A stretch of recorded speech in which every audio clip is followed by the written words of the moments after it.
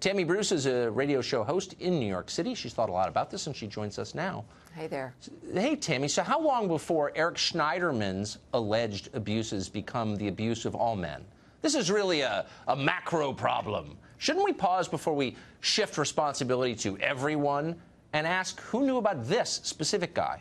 Yes, I mean, look, this is still, it's sinking in. It is so horrific. It's one thing to be arguing about sexual harassment and treating women badly or unequally in the workplace. That's bad enough. Yeah. These are stories of physical violence, of domestic violence, which has not been dealt with a great deal when it comes to the Me Too movement.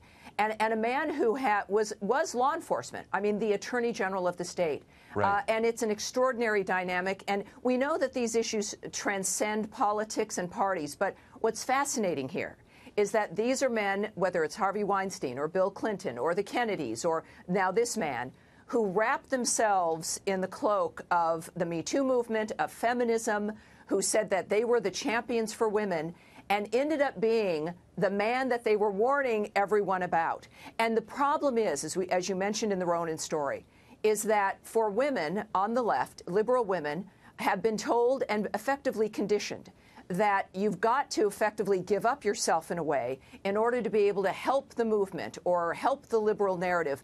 That, ironically, these women were told by their friends or even decided themselves in one case that they would put up with this because he was too important, that the argument that we want to fight to protect women, that we are going to protect a man who is violent toward them.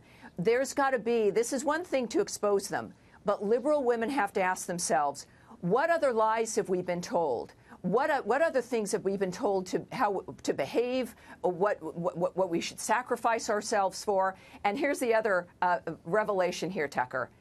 Schneiderman expected, in some ways, we believe, to be part of Hillary Clinton's administration. Weinstein, in some reports, of course, was her best friend and very close to her. The thing that has made all of this possible to come out, besides Ronan Farrow's great reporting and other individuals as well, like Jane Meyer in this report, is the fact that Hillary Clinton lost. If she had won, all of these people would have been still protected, and they would have still been victimizing women in many industries, but certainly this upper crust of the liberal framework with men and the women that have protected them would have continued to victimize women. And now we're at a point where it's about, really, I contend, in this framework, this largeness of it, is that it's about the liberal ideology, that the right has been so demonized that you've got to protect everyone in your realm because it's the right and conservatives who are supposed to be the deadly ones. No, I think that's it's your own victimizers there on the left. No enemies on the left. I've seen this all my life. But yeah. And you're absolutely right to say that there are creepy people on both sides. That's for sure. But there's one strain of this behavior that really is particular to the left, and that's the overweening hypocrisy. We're all hypocrites, I get it.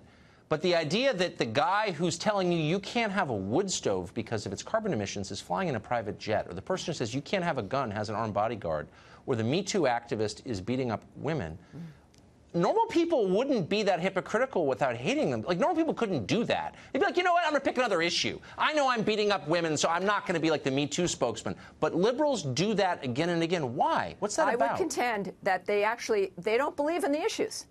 Any more than Barack Obama cared about your health care or getting rid of nuclear weapons or ISIS. These are mechanisms for their own power. They use them. And on the left, you get protected because you've already convinced everyone else that you're not the enemy. So I don't believe it's hypocrisy, because to be a hypocrite, I suppose you have to kind of sort of believe in the issue and then do the opposite. They don't really believe in it. And this is our problem, and that's the liberal problem now, is that has this just been a game? Does no one believe in the issues? And for the women that have believed in it, let this at least hopefully maybe be a crack. You want a broken glass ceiling? It is only happening because Hillary Clinton lost, and now there's a chance for liberals to be honest. And maybe it's the Kanye West theory. Maybe they can have freer minds, which will lead to safer lives and genuine independence, which is what liberals and conservatives, all Americans, genuinely want together. And we can stop alienating ourselves from each other and come together for the things that we have in common. I've said it before, you're a very deep person. Tammy, thank you for that. Thank you, Tucker. I appreciate it.